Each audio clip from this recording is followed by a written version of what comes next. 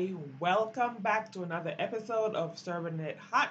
I am your host, Bree, and I want to thank you for joining me today. This is a weekly podcast where I basically talk about anything that's on my heart, that's on my mind. And you can find this podcast on all streaming platforms as well as on YouTube. You won't see my face today, but I will still post it on YouTube with what is going on in this podcast. So, if this is the first time listening to this podcast, I want to thank you so much for joining me today. And if you are a recurring listener, I want to thank you as well for coming back each and every single week to listen to what your girl has to say. Now, without further ado, let's go ahead and dive into today's episode. So, as per usual, we're going to start this episode with my first segment, which I call What Have Me Feeling Good, What Have Me Feeling Some Type of Way. So, let's go ahead and get started. So, first things first, as you guys know, it is almost Christmas time. So, I've been thinking, right? Because I love cooking. And I know that in the US, especially, Thanksgiving is like a big thing. Like, we do it up for Thanksgiving. We have ham, we have turkey, we have all the fixings, we have desserts. So I'm wondering, what do you guys cook for Christmas? Do you guys cook the same thing as Christmas? Or do you just like consider it a normal day and just cook whatever it is that you feel like? For me personally, growing up in Belize, or Christmas was or Thanksgiving. So my mom made rice and beans, potato salad, stuffings. Some of you may call it dressing. I don't know the difference between those two. I'm not gonna get into that. But we had sometimes we had turkey, ham. Sometimes we had chicken, and we have Belizean fruitcake, either white or black. And then I don't know if they still do it, but there's Bowen and Bowen Company in Belize who sells Coke products. They used to sell the Coke products by the case. So I remember every Christmas my mom would buy a whole case of, you could get Coke. They used to have ginger beer, all different flavors of the Fanta. You had orange, grape, strawberry, pineapple.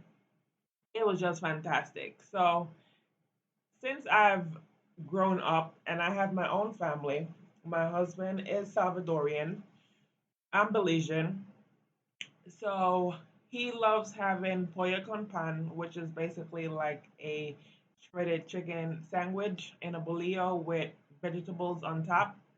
So that's what we're having. And then I've spoiled my children into having tamales.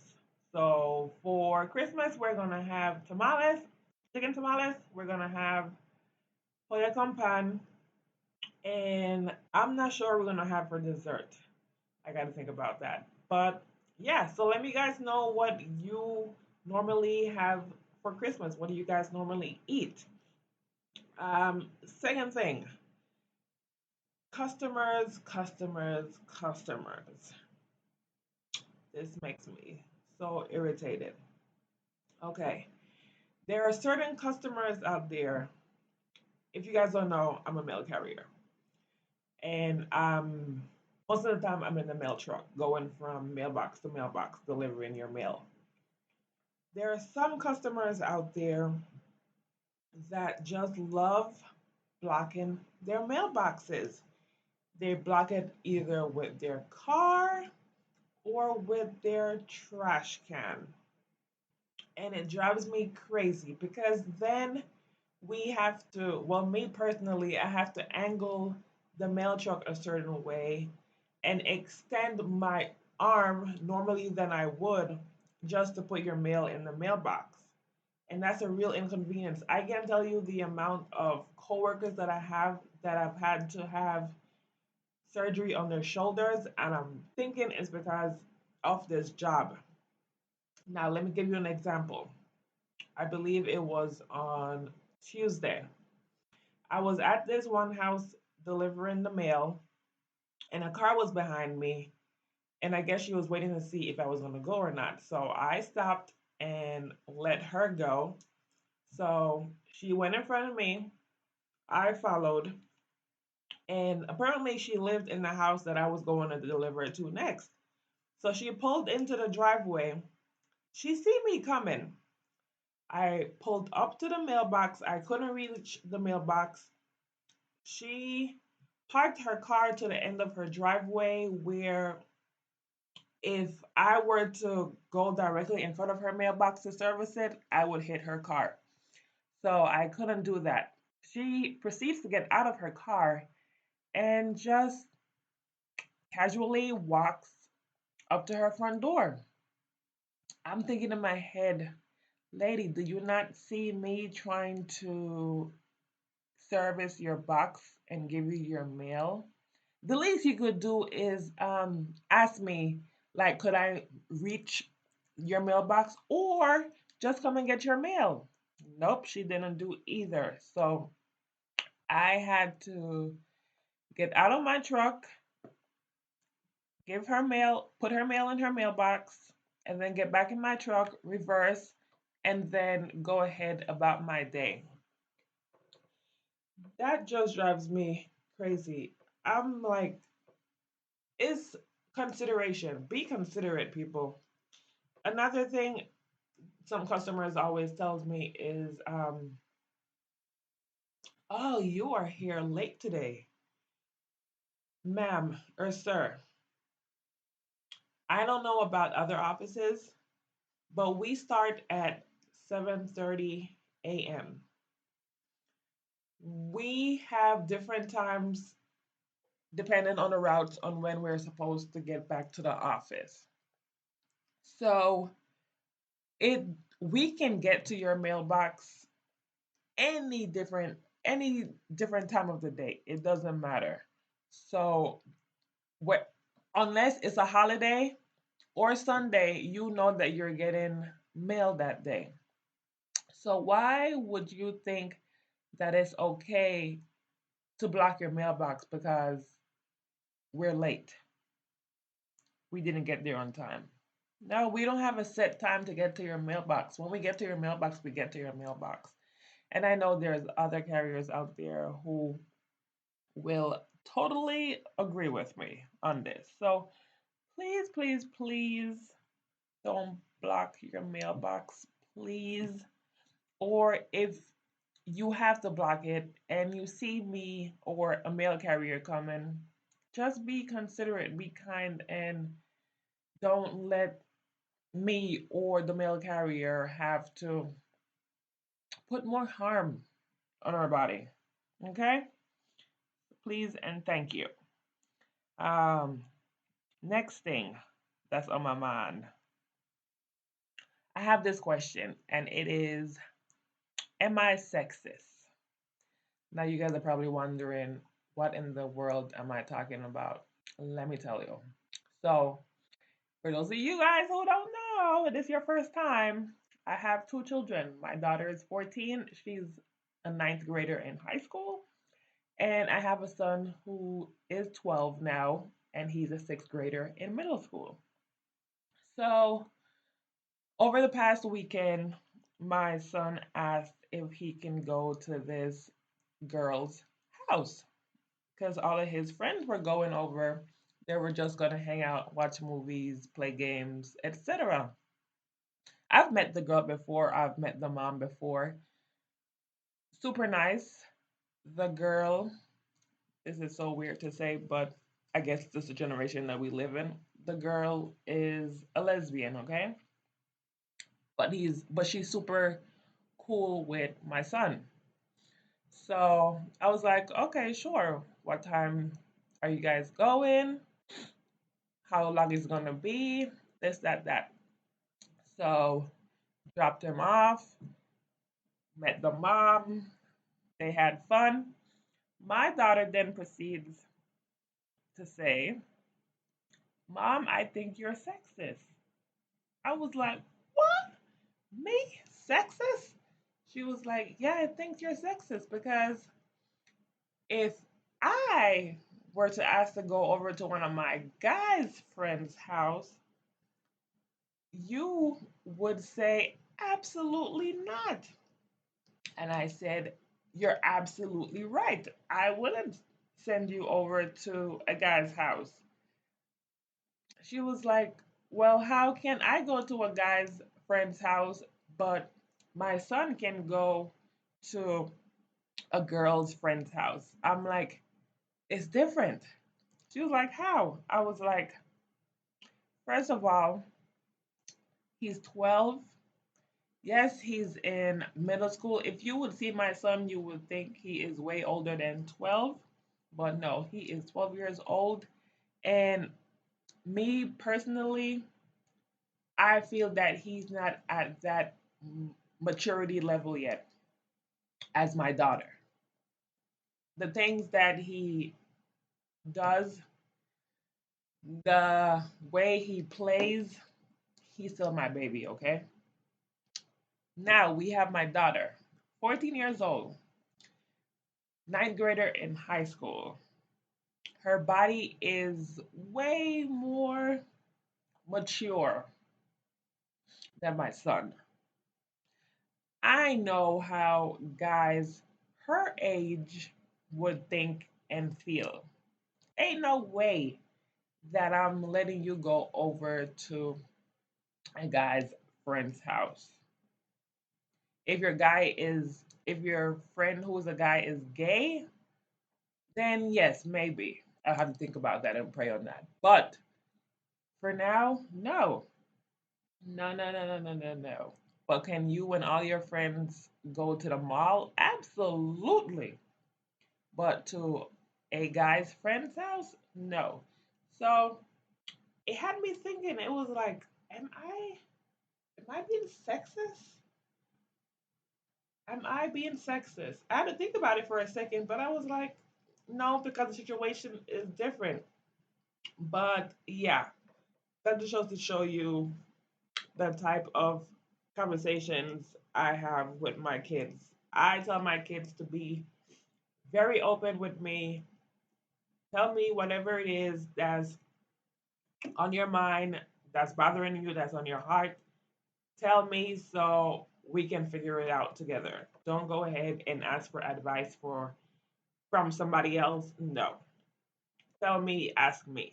So yeah, so that's what has me feeling good. That's what has me feeling some type of way, you guys. So let's go ahead and jump into my second segment, which is social media minute. All right, so for my social media minute, I want to talk about the Harry and Meghan Netflix special. Now, my daughter started watching this first, and I was like, I really don't want to watch it. But I was like, you know what? No, let me go ahead and watch it because I absolutely love, love, love Harry. So I was like, let me give it a go. And oh my gosh, I am 4 episodes in, and I tell you that I have cried. I have felt angry. I'm not going to talk too long about this, but I feel as though the royal family, the monarchy should be abolished. It should be done with. I don't know why the royal family, or let me say certain members of the royal family, would think that it's okay to do what they do. They have known this for a very long time. If you guys don't watch The Crown, go ahead and watch The Crown. You can go back to where Queen Elizabeth's um, uncle, her dad's brother, gave up the throne for the love of his life. They were mad about that. Then you had um, Queen Elizabeth's sister, who was mad at the crown because they wouldn't allow her to marry the love of her life. Okay? And then you had Diana. We all know the story about Princess Diana, who felt how she felt and she just wanted help and they would not give her help. So finally, they came to their senses and was like, okay, let's agree to them being divorced. And then her tragic death from the paparazzi, right? And now, why on earth do you guys think that it wouldn't happen again? Of course, it can't happen with William because he's too close to being a king. So, what makes you think that Harry wouldn't want to do things his way? He is Diana's son through and through and through. I absolutely love that he stood up not only for his wife, but his kids as well as himself. It is not fear. Yes, I know they're royal. They have this royal blood going through their veins. But at the end of the day, they are human beings.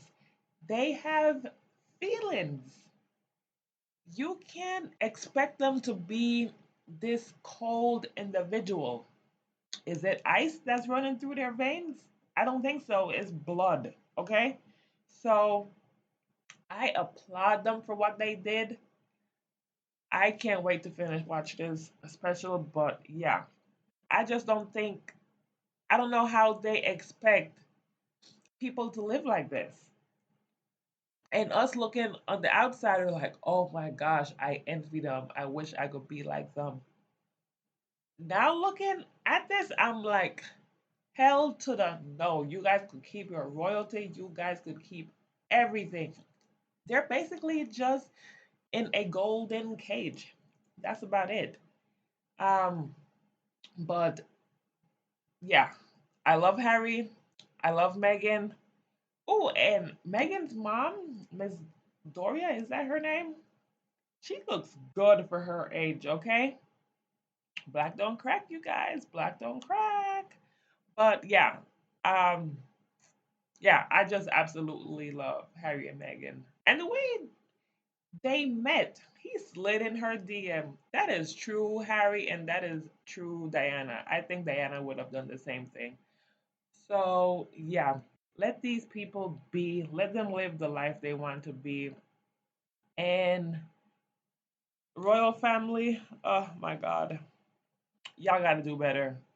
I mean, in the last season of The Crown, Prince Charles was talking about the royals need to get with the time. So hopefully, when he officially become king, there will be some changes in regards to that. We shall see, because now he's very old, but we shall see about that. Anyway, that's my spill about Harry and Meghan. So let's go ahead and jump into today's topic. All right, so my topic is going to be very short, and I hope to not get emotional talking about this. But since it is Christmas time, I just want to give you guys a reminder to be nice. Be nice to everybody that you come in contact with because you never know what they are going through. Um, I don't know when Christmas was all about gifts. I know from a Christian standpoint, it's about the birth of Christ, of Jesus, but it turned into getting gifts for everybody. For me, I think yes, it is about the birth of Jesus Christ, but it is about also spending time with your family, being appreciative for what you have, and to give from a place of genuineness, if that is a word. If not, I just made it up. So, let me tell you guys something that made me cry my heart out earlier this week, and I hope that I don't start crying right now. So, um, once again, I'm a mail carrier, and Earlier this year, I became a regular rural carrier. So that means I wasn't a quote unquote sub. I have my own route. I have a set schedule for the most part. So I come and do my job, go home. At first, when you're like a part time or a sub, you would have to like cover a different route, do extra stuff, help people who are struggling on route, this and that, right? So, been a regular rural carrier since January, and I think it was maybe close to May or June we had this. Well, no, she was here in January too, but May or June of this year there were some changes to the office. So this one particular sub, she got thrown onto a route that she'd never done before, and it was a Monday. And let me tell you guys, Mondays and days after holidays are the hardest for mail carriers because mail volume is very, very heavy, and such are parcels. So, yeah, this my coworker, she got thrown onto a route that she'd never done before, and they were a couple of other subs that knew the route and I guess just didn't want to help her for some reason. And that's not how it was when I first started at the post office. Because when I first started, I remember people coming out to help me, and it was late at night. And I just made a vow to myself that when I become good at what I'm doing right now, I would always help because I know the feeling of having people to come and help me late at night or what have you. So, anyway, she got thrown into this route. She's never done it before. So, she got overwhelmed, okay? And she started crying. And I guess she almost wanted to quit. And let me tell you, there were a couple times where I almost wanted to quit as well when I first started. Um, but yeah, so I was doing my route. I didn't know about this until I got back to the office later that evening. And one of my coworkers told me the situation. And I was like, okay, give me her phone number because I didn't have her phone number. So I got her phone number and I text her because I know that she was still out there working and I didn't want to distract her with a phone call. So I texted her and I told her, hey, I introduced myself because I have a 323 area code and I'm living in Winchester, Virginia, which is a 540 area code.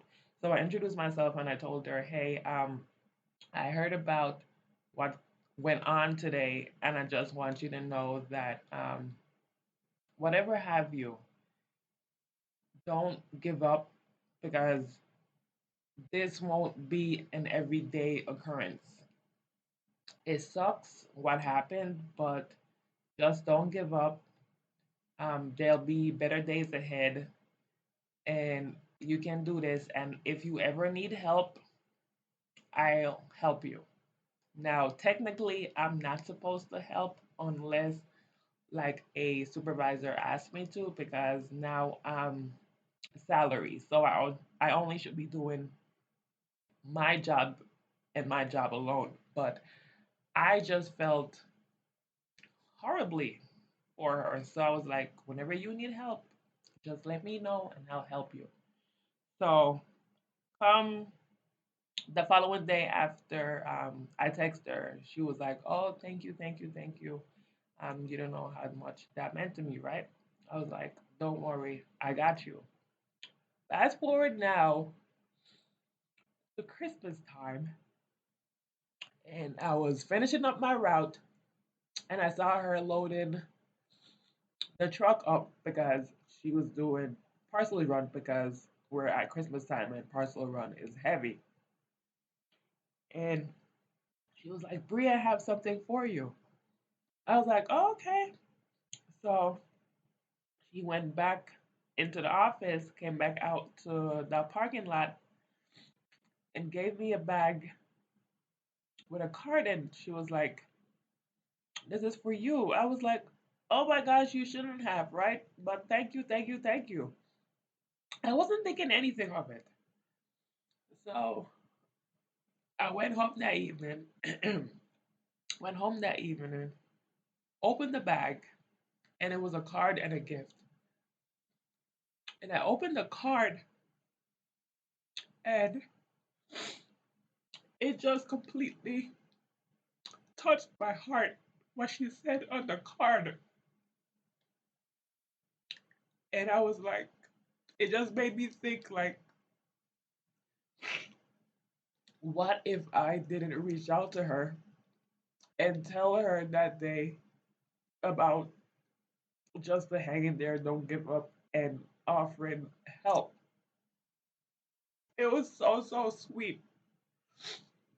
And I was like, you really just don't know what people are going through. And for her to still think of that time that I helped her, and for her to do this beautiful gesture months later, just makes you know that there are still good people in this world. And there are people who appreciate what you do for them, and they will always remember it. So, the essence of that story is to just be nice to everybody. You may not have to like them, but just be nice because you can never know what you say or what you do, how it could have an impact on that person. Okay? Um, who were not even gonna talk about that. But yeah, just be nice. It's Christmas time. Just absolutely be nice. Um, there are some more stories that I could tell you guys, but I've cried enough on here. I'm not gonna talk about it. But the essence is, if you guys don't do anything else, just be nice to whoever you come in contact with, whomever. I don't care who it is. It could be a stranger. It could be um, a homeless person. It could be whoever it is. You don't know the situation. You don't know what's going through their mind. You don't know how they feel. Just be nice. It doesn't take anything away from you from being nice. Trust me on that. Okay? So, with that, that's all I wanted to talk to you guys about today since it's Christmas time. So, that is all I have for you today. I wish you a Merry, Merry Christmas. May you spend this time with your loved ones, your friends. May you guys have fun. May you guys create more memories. Um, I hope you have an amazing day, weekend, and I love each and every single one of you. And I will talk to you all next time for the last episode of Serving It Hot for 2022. Bye.